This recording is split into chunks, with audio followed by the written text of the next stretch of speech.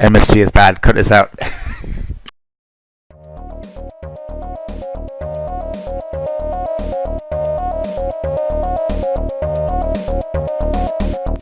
Hello everybody, and welcome to another MetroidConstruction podcast.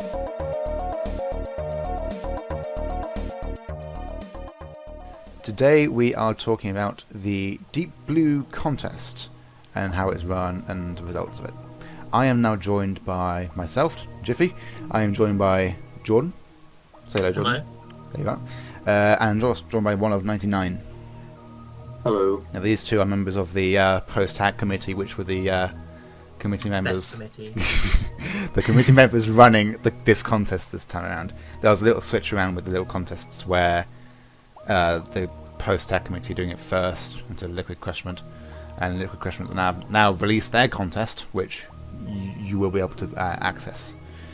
Anyway, first we're going to talk about how one of came up with the idea and how Jordan actually changed a bit just so it worked. So how did you find, how did you make the idea for the contest? Well, the idea was that the previous contest that we made, which, if I remember correctly, was the I'm blanking on the name of it now. Berserker. Scrubs, right? No, Berserker. Wait, the last one you guys made was Berserker the Cleans Scrubs one. Yeah, the Scrubs. Right, the cleans. We felt like it was a bit too restrictive, so I wanted to try to go for something a bit more open and allow for more ideas in the hacking process. So originally, the idea was to say, hey, do a winter theme because it was winter, right? Or do a not winter theme because it's winter. Go for the opposite. But nothing really was coming together, and none of us could really come up with any ideas. So we just kind of went with that. Post-hack has better ideas, right? Has better ideas than a winter contest, of course. Oh, of course. That's why we came up with the much better contest. Yeah, and I also believe that based on the Berserker contest results, I believe that the contest had to be, I wouldn't say easier, but better to make an entry for, because the entries More were accessible. Yeah, more accessible. That's a better word. Yes. There definitely was a feeling of the previous contests being a bit too restrictive on what you could and couldn't do. Yeah. Which perhaps we failed about that, but we'll get to that later. Yeah. So essentially, we kind of started to talk about the blue idea. And I originally was saying make a hack that features blue but doesn't feature Phazon. And Jordan kind of took it quite a bit further and said, well, what about just doing blue in general? Let them do anything. Yeah, and then it's just, we saw several contest hacks with tons of blue. Even some Escape 2 memes coming in, so that was really. And I just think, lots of people like to change palettes when it comes to contest hacks, but it can almost be daunting to, just be left with such a openness. So by forcing people to change palettes, but also giving them sort of a push in one direction, it seems to help. And it's also something that can be recognised by everyone who isn't colourblind. Yes. It makes an entry very accessible, as you said, but to everyone. Unlike how the Berserker contest, it felt like it was very specific, and this one was very broad, and there are some fun ideas you could go with it as well. I think the biggest goal of sort of the contests is to have rules that means that you are happy to play the contest hacks outside of the contest, because a lot of people just sort of play them for the contest and never touch them again. Definitely. And there were a few rules which I added, which I'll actually go over now. Some of the rules were put in place just to make sure people pick up the slack and make a more robust hack, rather than last time where some didn't quite make the mark.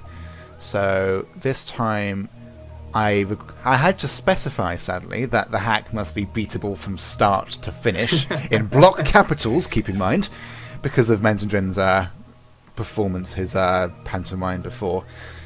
Well, reminder with the Berserker contest that half of the entries were submitted either late or unbeatable at the time of submission. Yes, of course. So I had to specify that it had to be not only started but also finished, which I thought would be a common thing to do, but obviously not. But gladly I specified, and it seemed to work out, which we'll get onto why it worked out. but I also specified the start must be starting the game from a new game and finish with the ending sequence and credits. And then I went further to specify the hack must have a minimum of 10 rooms and a maximum of 30 rooms.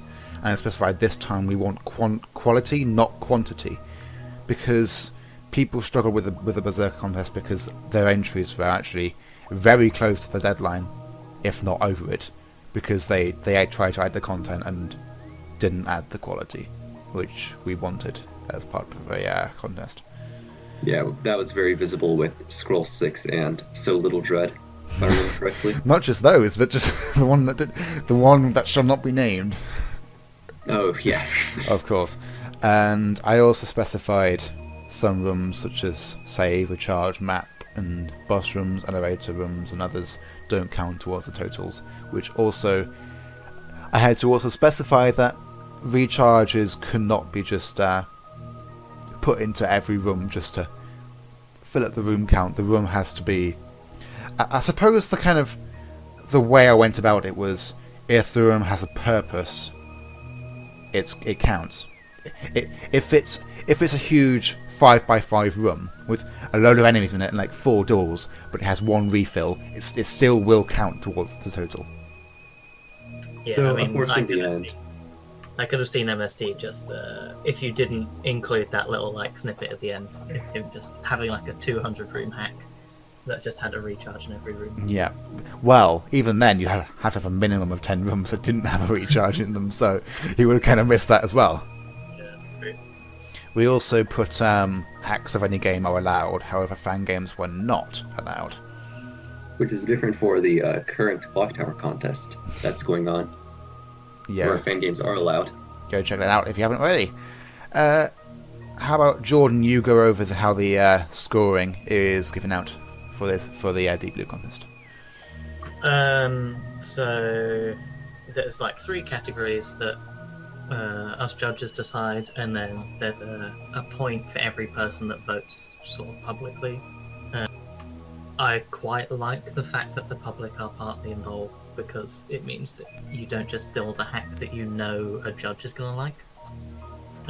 You sort of build it for everyone, which is really good. But yeah, so the 3 categories are the quality of blue. So as the central theme of the contest is blue, it's kind of a big point. So not just how blue things are, but you know, like how creative you got with like getting that blue in there. Was it just everything looked blue, or was it kind of like puns, or you know, things like that. So that was one of the categories. Gameplay was the next one, so obviously, you know, we don't want a game that's not fun to play. So Well, of course. yeah, and we don't want it to be sort of buggy, full of puns, ducks, that kind of thing. So Or not starting at all. well, exactly. So that kind of encompasses all of that. So yeah, how fun it is, how well balanced it is, and you know, if it's actually beatable, then you're probably going to get a decent score in there. And then aesthetics. So it's always nice to have something nice to look at when you're lost and exploring around. And so there's another 10 points for that one. And so yeah, we gave it a score out of 30, so 10 for each category, and then everyone that got a vote from the public got an extra point.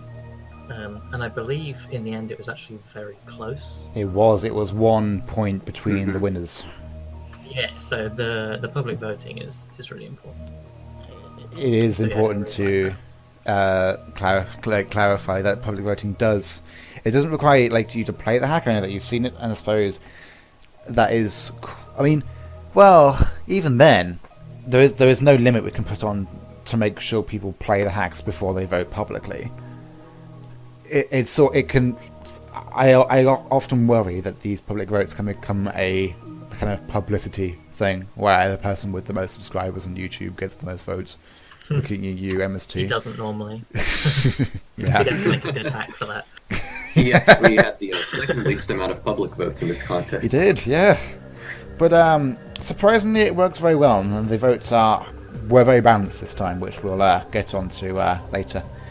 But the hack was posted on the 1st of February, and the hackers had until April 1st to submit the hack, where March 31st was the last day of their submissions, which means they had 2 months to create the hack.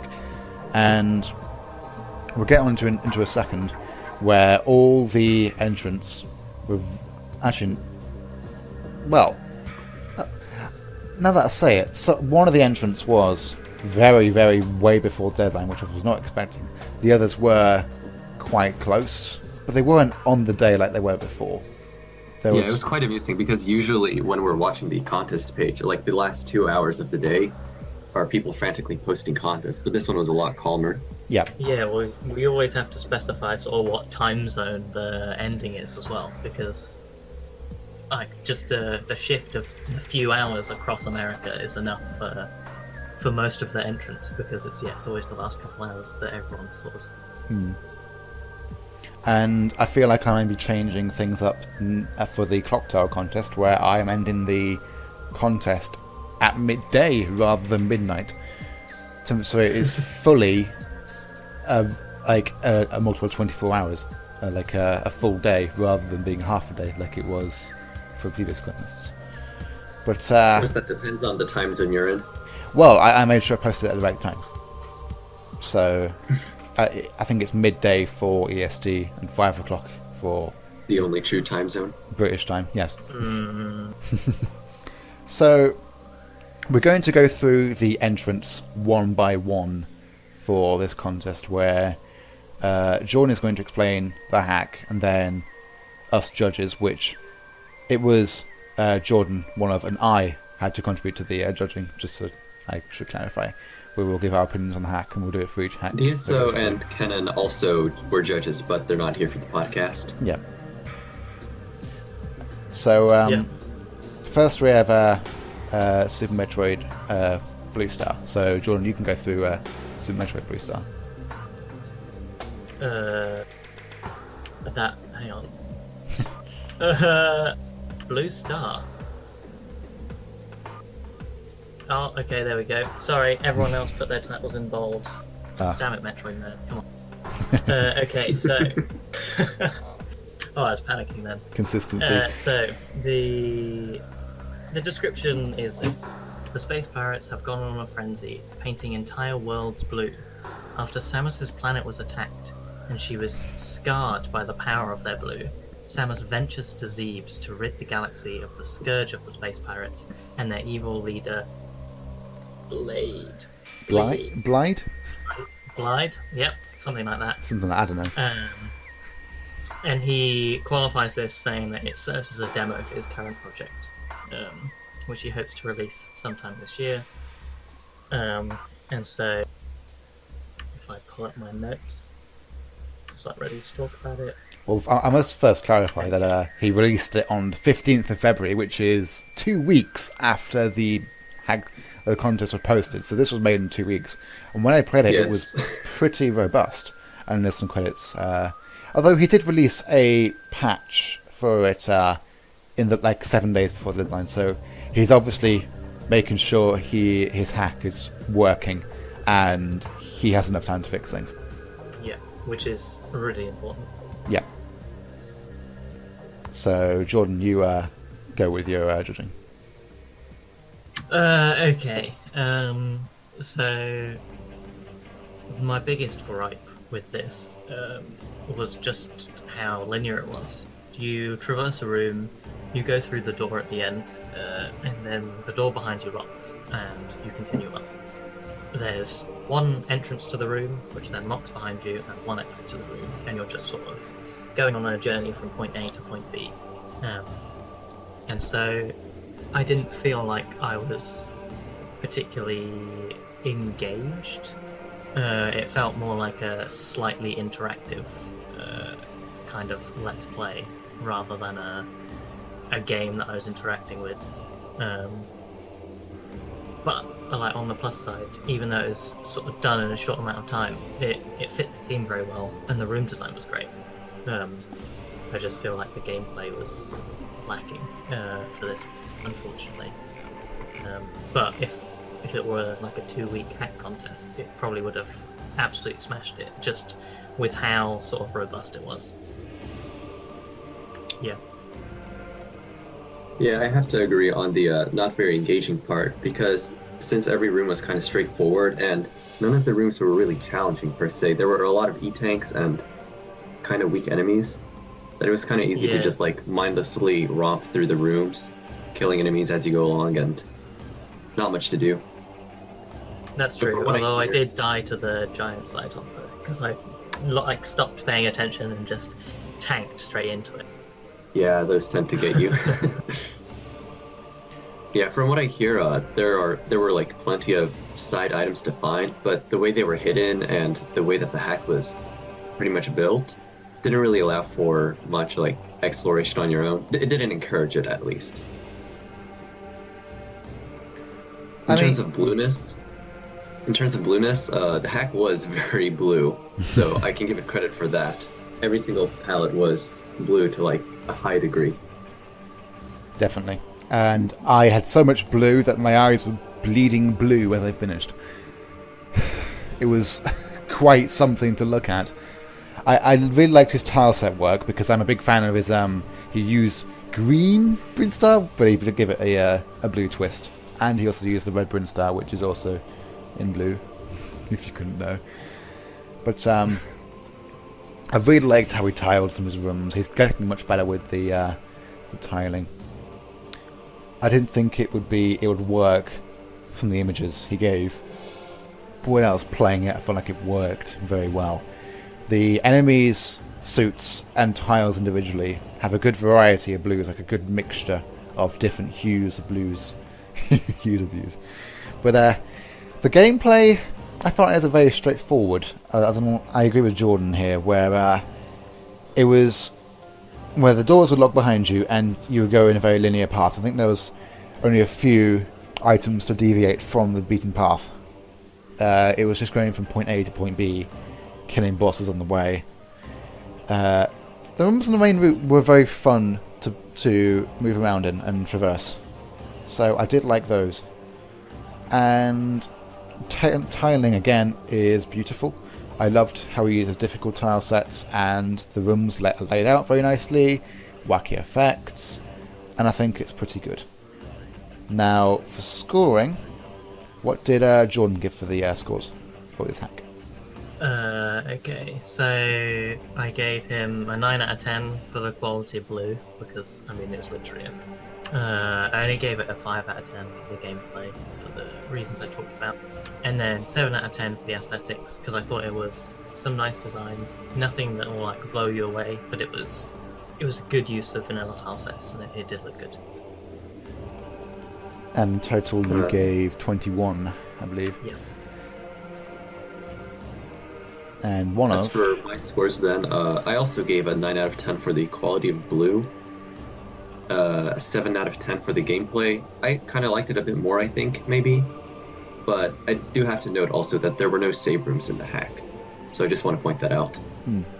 And for the aesthetics, I also gave it a 7 out of 10, because, I mean, there's not really much more to say than what Jordan's already said. There was nothing exceptional about it, but it wasn't bad per se. So in total that's 23 out of 30 for one of. I gave 8 out of 10 for quality of blue. I gave 6 out of 10 for the gameplay. And I gave 8 out of 10 for aesthetics. If I can say that word, aesthetics. 22 out of 30 in total, which brings up the score to 66 out of 90 in total. There was only one public vote for Blue Star, which brought the total up to 67 for Metroid Nerd's entry. Okay. I would like to qualify that when he releases his final project, I will be very excited to play it, because I think it will be well designed and lots of fun, as long as the linearity is fixed, which I assume it will be for a full project. I can assure you he's working very hard on that. He's been putting a lot of things in Discord regarding the project. Anyway. He's also made previous contest entries that were very good. Oh yeah, definitely. The next hack is Super Metroid Exertion, I believe, Exertion, Yep. I think. by Metrogen. Okay, so his description for this is that the space pirates, led by Fantoon, have stolen lithium technology from a group of ill-fated researchers and have begun to conduct research on the minor planet Titanium. Samus must put an end to their progress by destroying the entire planet and all research on it, and also recover the stolen prototype enhancements to her suit. It's the Samus, be careful. Sorry. It's the classic. Be careful. It's the classic blowing up a planet kind of plot. Yeah, and it's the classic get some upgrades. So he says to be careful, the space pirates have installed a series of security gates and deadly lithium force fields to prevent bounty hunters like you from foiling their plans. So they've got a gate system for tolling, which is really nice. And beware of the space pirates' superheated labs. There are some additions to this hack, such as custom music, new suits, which is a new thing. I think anyone has actually done that, and a whole lot of blue, plus several other gameplay enhancements. There's also an escape 2 joke apparently, which I don't think I found actually. I can't remember at least. I feel like it was in the text at the beginning. Right, yeah. Yes. But there's been a few bug fix patches that were released, I think, after the... It might have been before the hack, the contest finished. I can't remember, actually. I'm pretty sure they were before. Just the post was edited in 16th of April. I don't know. It looks like the last one was after the contest ended, because the one that you have up there is version 1.1. Right, yes. Yeah, I also have 1.1, I just checked. Mm-hmm. Okay, so 1.1 was the one that we judged. So, can Jordan give his views on it first? So my sort of main gripe with is it started off very half-hacky. I thought it was going to continue like that, but it sort of very quickly changed and got quite interesting. So yeah, I feel like with a couple of tweaks to the beginning, it would be a really, really solid just general hack, let alone like a contest hack. So I really like the gate system. It's just nice to have something a bit different to search for, rather than just, oh, I've beaten this boss, let's go to the end now. So that was really good. I mean, the blue stuff was excellent. All the suits, the custom music, like I could tell that a ton of effort had really gone into this, and it showed. It was really big. I couldn't believe how long it took to play. It sort of was one that I played a bit later on, and based on a couple of the other ones, I was like, oh, it's not going to take very long. But it was a really solid hack, and it was just a lot of fun to play. And I think that was really the key thing for me. Not only did it sort of nail the requirements for the contest, but it was just a lot of fun. And I would happily sort of play through it again and search through for some stuff. Yeah, so I have to agree with most of that. It was a very good hack in my opinion. There was a lot to explore, and I also was surprised by how big it was. They had a total of 4 suits to collect, which was pretty interesting. I remember Mental Gen being very excited about that, because obviously in regular Super Metroid you only get the Varia, but they added 2 more, so that was really cool. There were a lot of suit colors to go with that too. And their escape sequence too I really enjoyed in the hack, because there was like a really nice path to go through. You could tell that they put a lot of thought into it, or he put a lot of thought into it. There wasn't as much blue as I would have hoped for. It kind of died off near the end, and the hack was kind of hard in my opinion, especially near the end. Towards some of the later rooms, there was a lot of like space pirates that would do a lot of damage. But other than that, it was a really enjoyable hack. I might as well clarify before my judging begins. I did in fact offer to test Metroid's hack during development stages. I only checked for bugs. I didn't give him any feedback to make him win the contest or anything. I'm perfectly impartial, I can confirm. But any questions he asked, obviously I answered them impartially.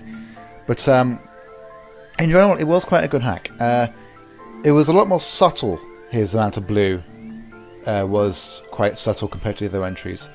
Not everything was blue, but there was odd mixes that kind of gave off blue vibes.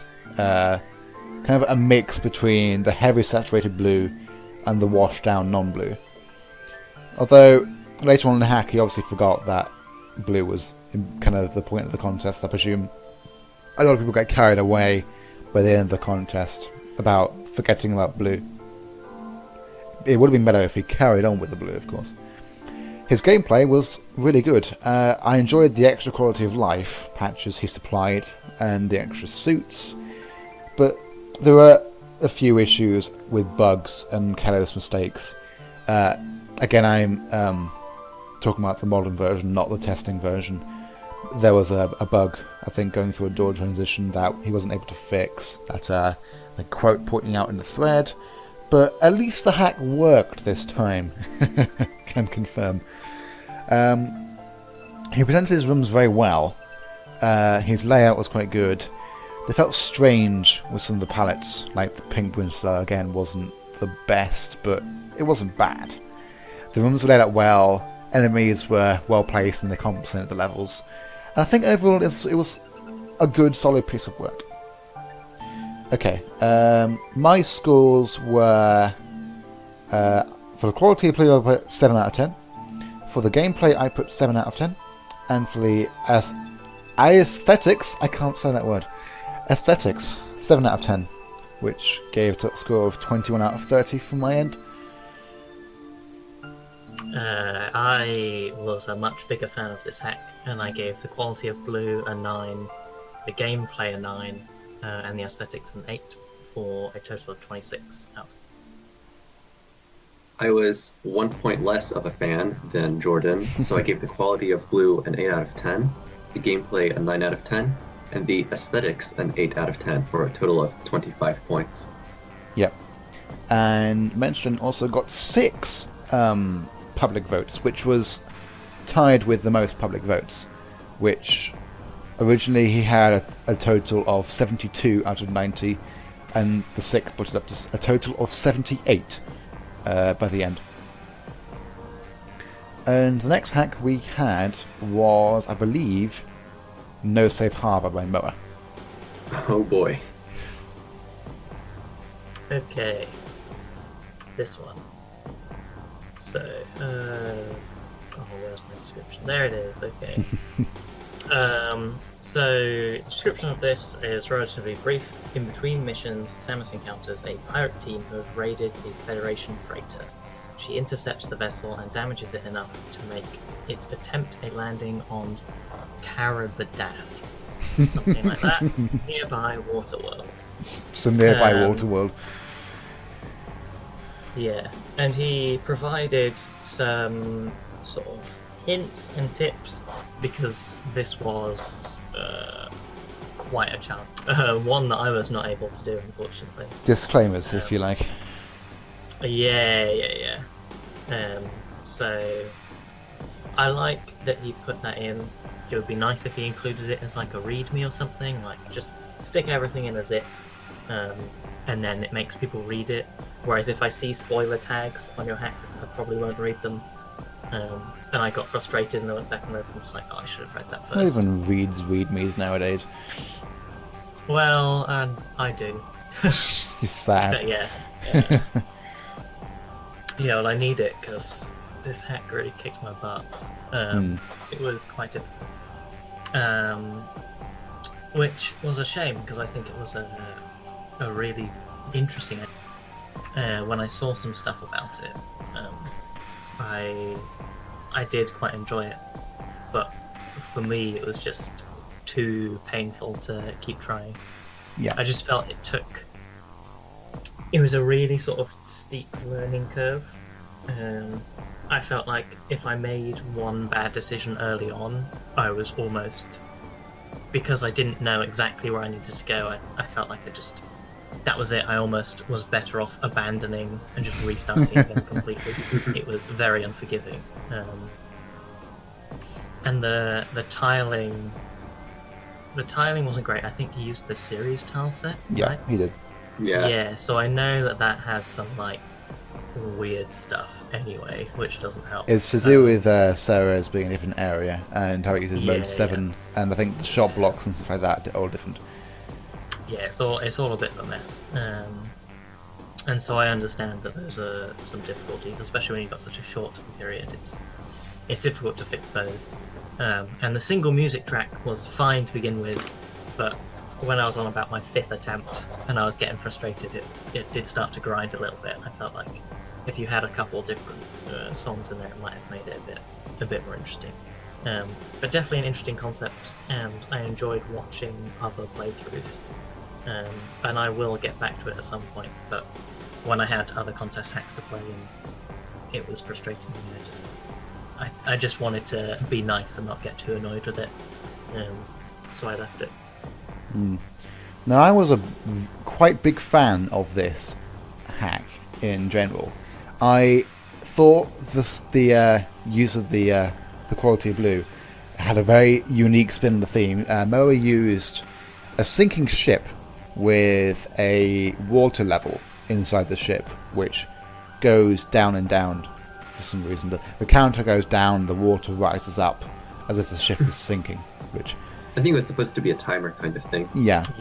But the point is, when a timer goes down, you death. In summary.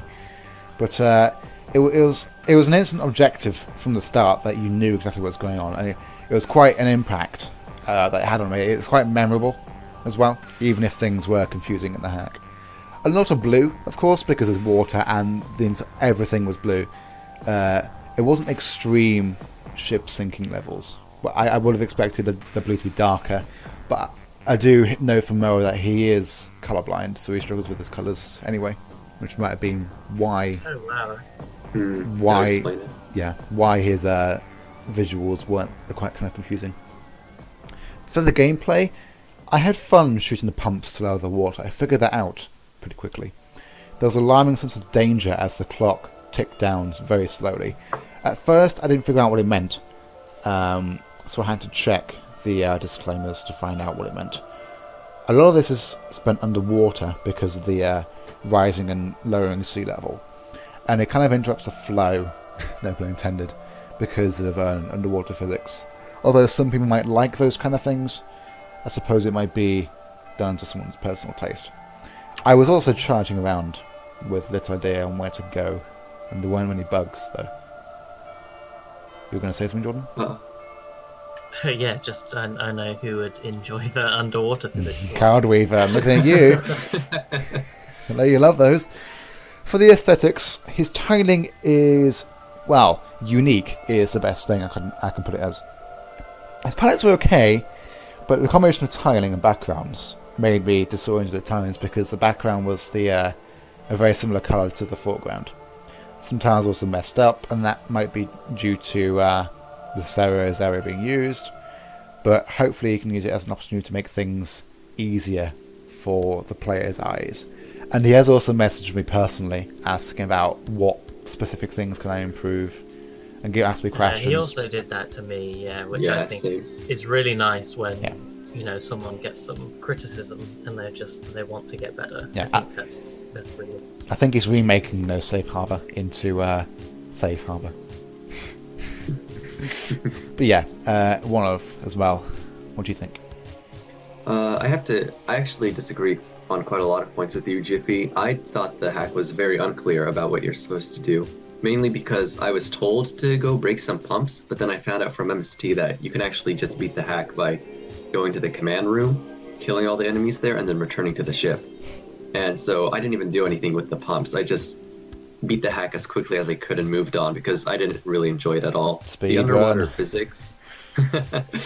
The underwater physics really kind of broke a lot of it for me because maybe Card enjoys them, but I don't know. The slowdown you get from being in the water is fun sometimes, like for good puzzles, but if the whole feature of the hack is that you're trying to be fast, then the moment you hit water, like, it's game over. Like, kind of like Jordan said, that you mess up early on, and there's not really any recovery.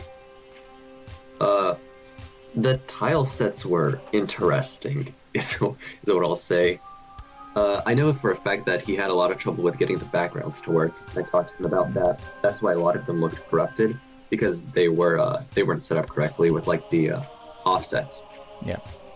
So he said he's gonna probably work on that and maybe release an updated version later, which I'll be excited to see, because as a concept, I think it's a cool hack. Like, you know, play through it several times, figure out what you're supposed to do. But in its current state, it's not really, or at least the state that we played it on for the contest, it wasn't really up to its biggest potential. Yeah. What I do want to give a shout out to is the Azure Lance that he included. I think it was a super missile replacement. That was a really cool item. You would like shoot out the lance and then it would become long and like pierce through every enemy in front of it. Yeah. That was really cool. It's kind of like reminds me of Smash, where you have grapple and you just shoot the grapple beam in front of you and it doesn't retract instantly.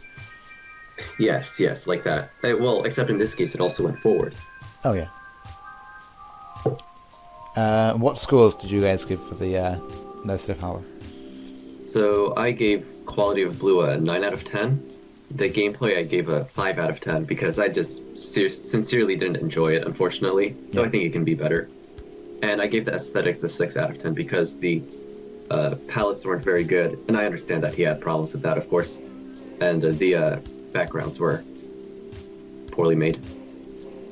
Which gives a total of 20 out of 30 for one, I believe. Yes.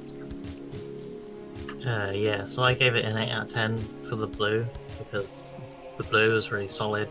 A 6 out of 10 for the gameplay, because while I didn't enjoy it, I thought it was interesting, and part of it was just me being terrible with the underwater stuff. But I gave it a 3 out of 10 for the aesthetics, because I just found it really hard to, with the corrupted background and the colours, it was quite hard to discern where things were when you're rushing around and trying to platform underwater. It just became a bit of a nightmare. So that was a total of 17 out of 30. I gave Quality of Blue was 9 out of 10 because I enjoyed the theme. Gameplay was 6 out of 10, and aesthetics was 5 out of 10 because of some of the colourblind stuff that he had issues with, and his backgrounds, with a total of 20 out of 30. In total for the judges, he got 57 out of 30, and surprisingly the public votes tied Moa with 6 votes with Metroid, which was very good. Nice. Which brings his total up to 63 points, which was sadly the last place, which we'll get onto the scoring later. Still a solid score and a great concept. Definitely, And yeah. I think Definitely. if you talked about this with other people and knew a bit going into it and like didn't suck at the game, I feel like it's a really solid thing to try out if you're looking for something different. Yeah, definitely. Yes, if I hadn't had MST helping me in my stream, I would not have finished this hack. Probably given a lower score. Now, so little piracy. Oof. I'll let one of read this one. This one, I guess. I'll let one of read this one, yeah. Alright, let me scroll up to it. Space Billy Mays here with the top ROM hack of the century. Introducing So Little Piracy, the only hack where you can find the key to success and get rich quick. No down payments, no hidden fees, and absolutely no credit card required. 1 out of 14 dentists recommend. Like there were 14 dentists. Well, Then if they we asked 10, it would have been 0 out of 10. Yeah. We have a quote, so you know it's good. Open quote. I tried So Little Piracy, and it fixed my irritable bowel syndrome within minutes. Now I just puke instead. Close quote. From Metroid MST. And then you have That does scrolling. explain the hack. Yes, we got a 31 out of 32 by Kotaku. They said it's better than their website. A 10 out of 10 from IGN, saying, this hack made me $800,000 in only one review.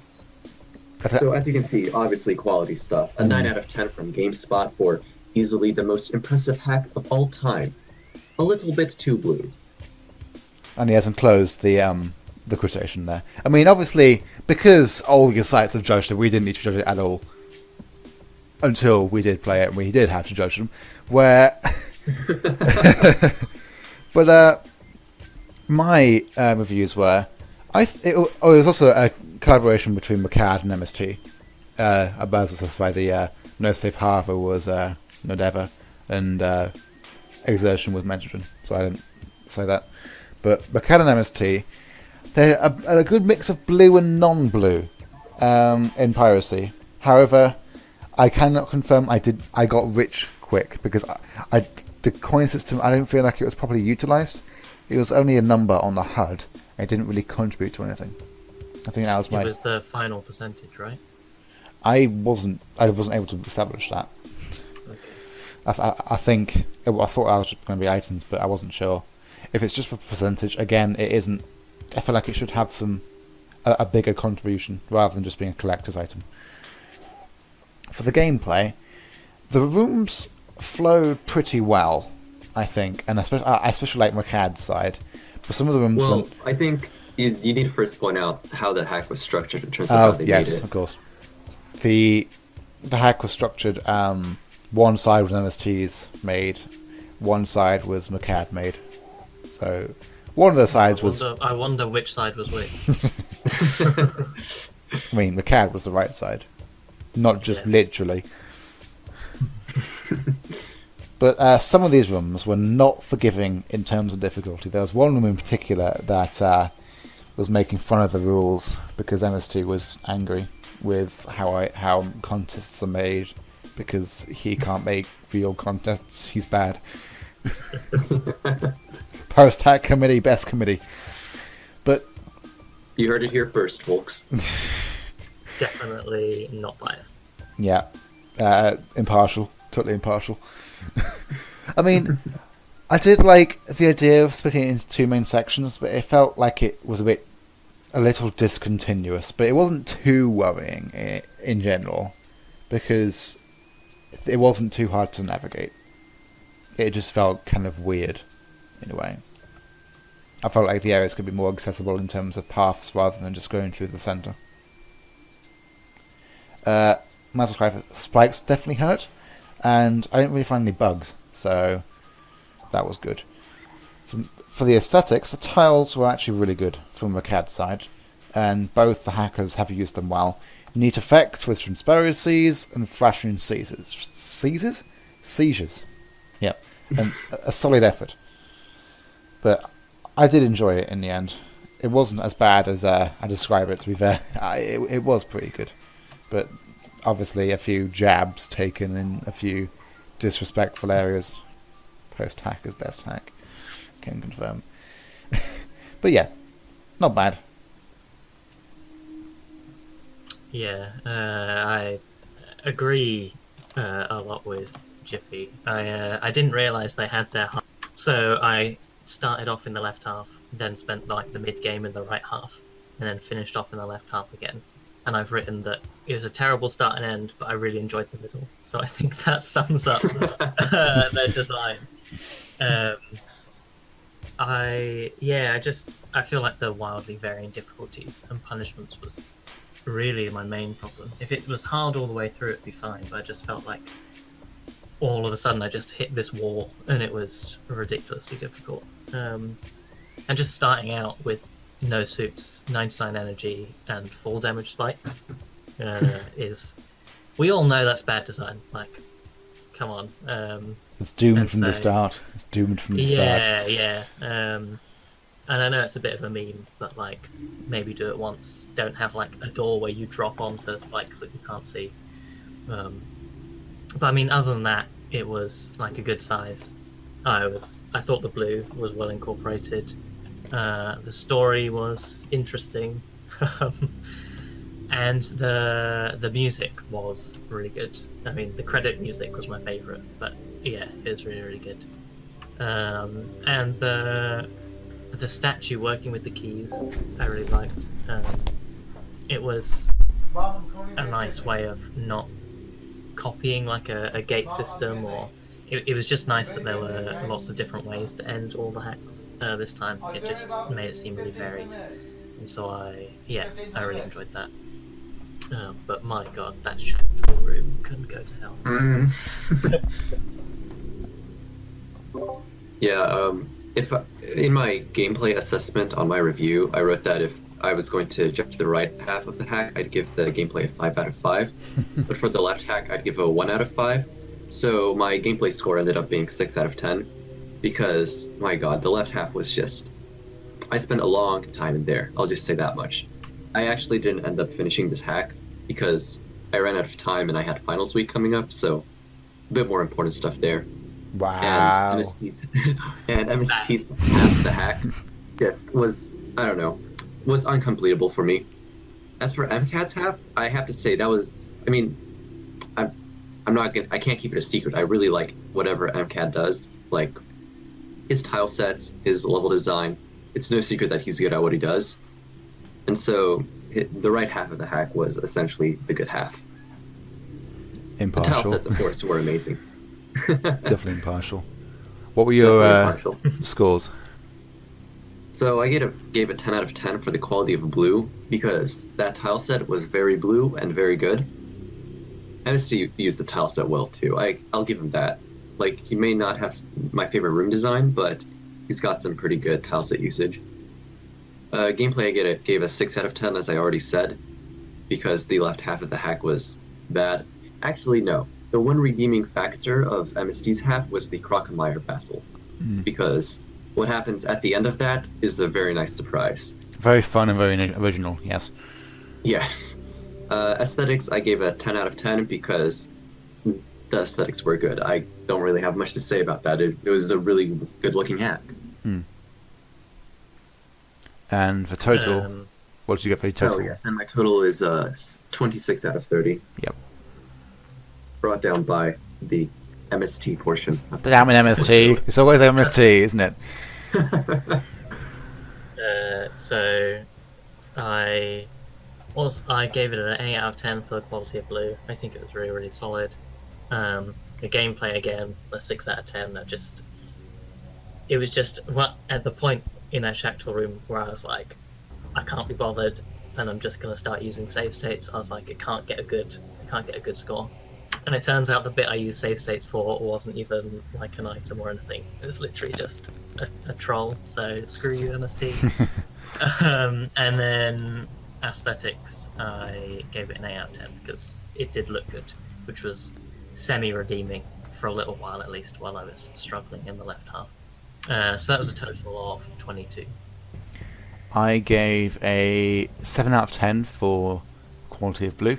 I gave a 6 out of 10 for gameplay and an 8 out of 10 for aesthetics, which totaled to 21 out of 30. In total, that gives 69 out of 90 for the judges' score. And for the public score, we got 2 public votes, which brought it up to 71 in total. Which still a good score. I feel like the scores are very close together for all these hacks. They're all high, because I mean they're all really solid. Yeah, I was impressed. Definitely. The last hack we have it's called the Blue Plague. That's what it's called. It's made by No Never 2, and the description says, explore an asteroid on a crash course with Earth and find a way to destroy it. The classic blowing up something.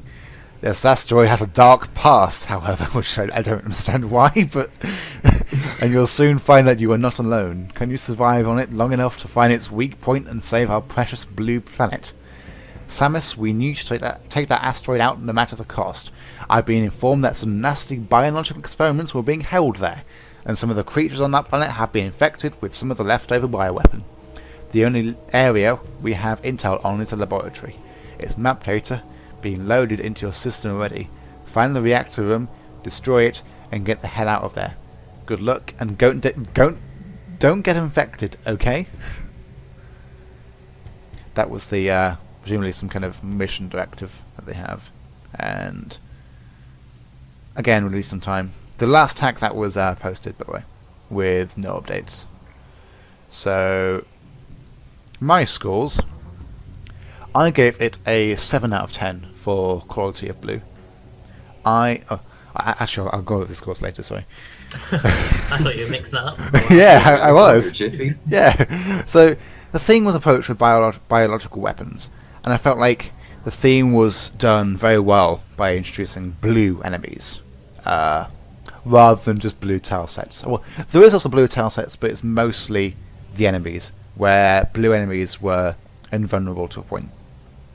this theme sticks from beginning to end, and it starts with the biological weapons to the unstable bomb, but there is also however, there is little development in between those two kind of like events. I felt like it was, I won't say it dragged on, but it could have had a few more events in between, just a few small things. For the gameplay, I felt I was very satisfied when I played the hack. It flowed very well, and the rooms were actually well designed. It used chain blocks for the puzzles, which was it's always a good addition. Chain blocks are, from an impartial point of view, they're very good for points. The blue enemies were made very clear from the start that they needed a certain weapon to destroy them, and they couldn't be just destroyed with a beam like normal enemies could.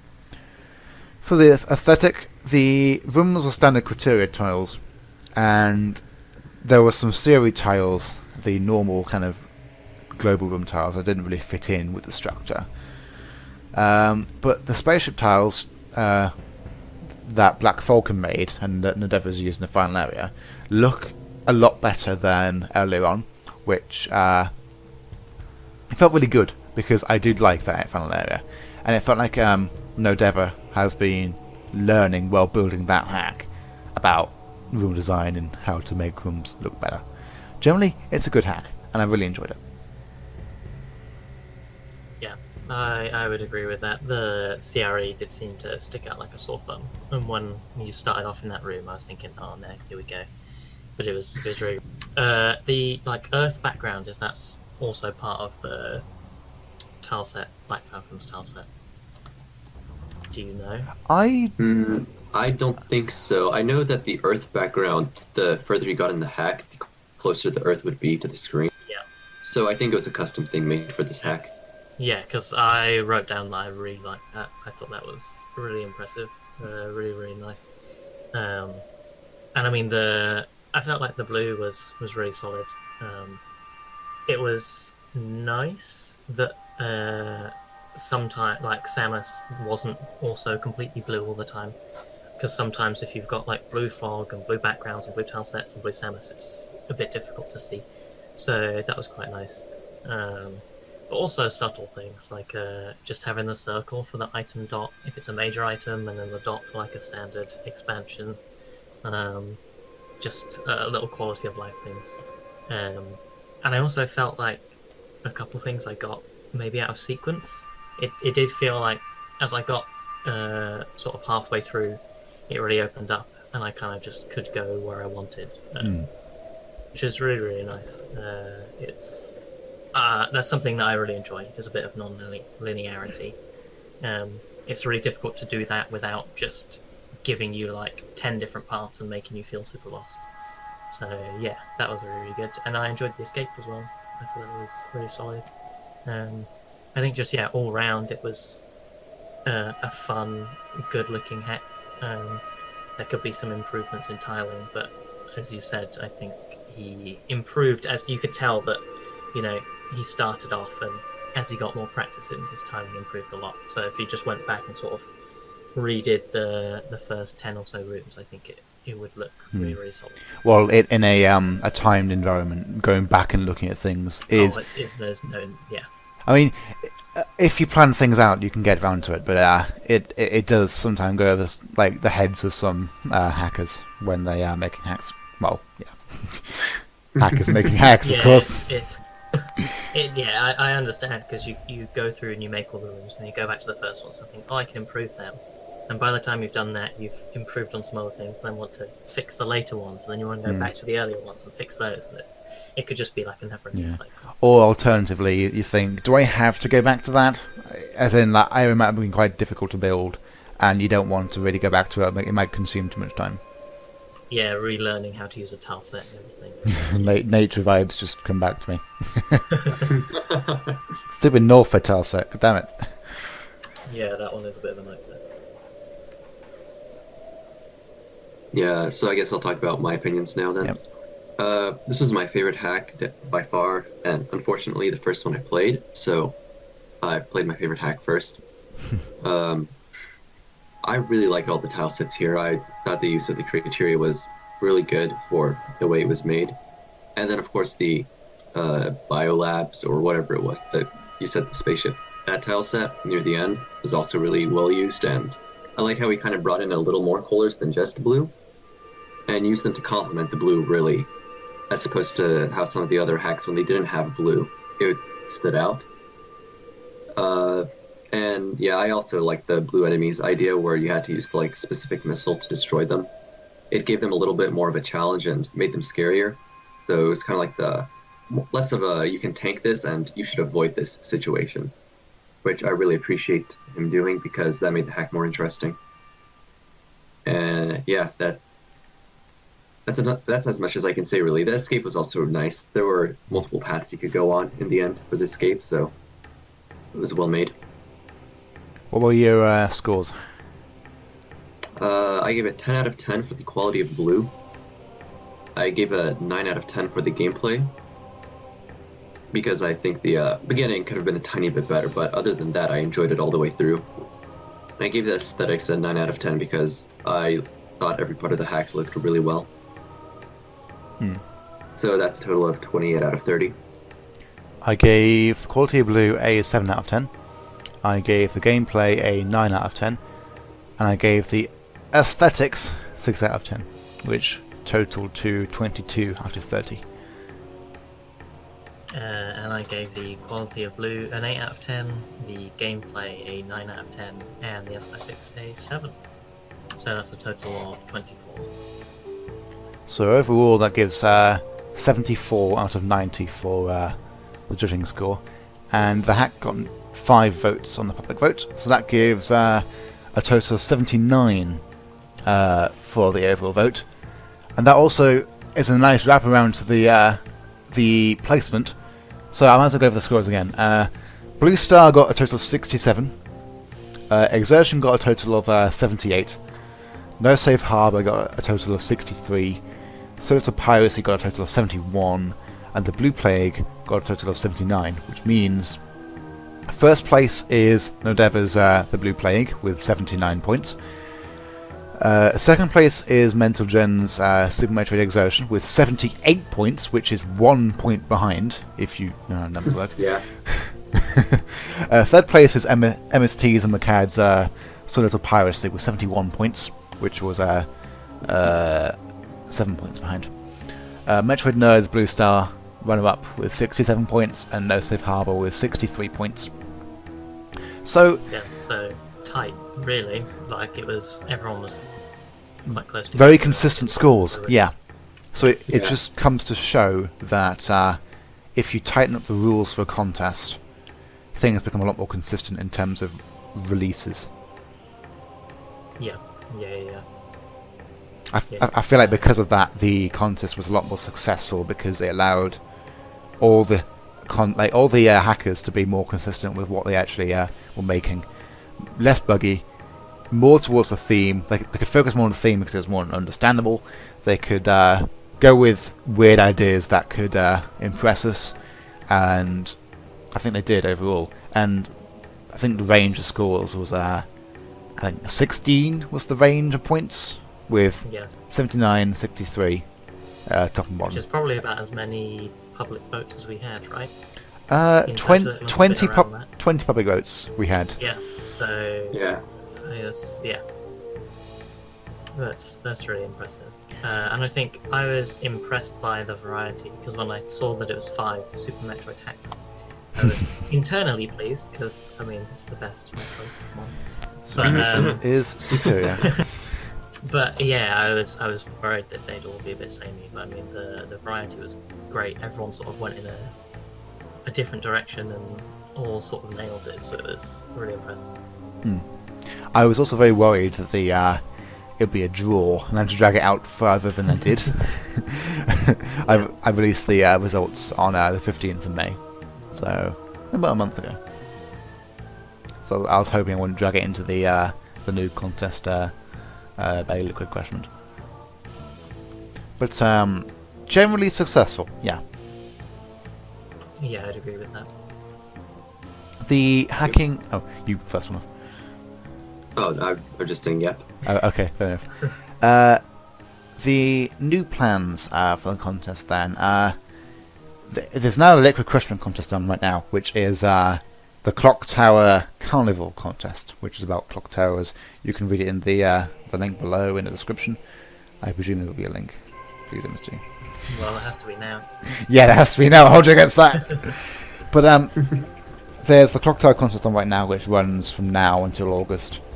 And then after that, there'll be another public contest, which will be chosen by the full committees. But you can also submit to that. Link will probably be in the description. No promises, though. It's on the website. You'll have to find it anyway. If MSG doesn't put the link in the description, he should do, though.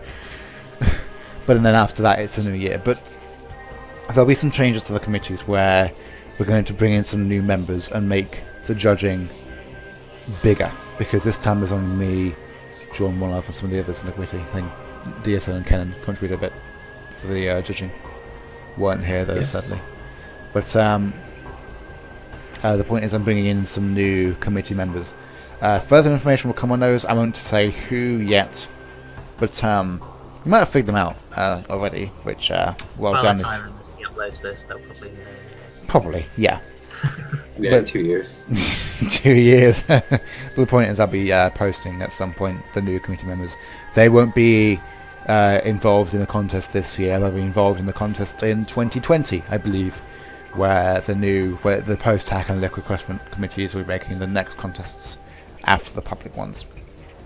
Hopefully we think of some better contest themes for next time. This contest was Red. fine.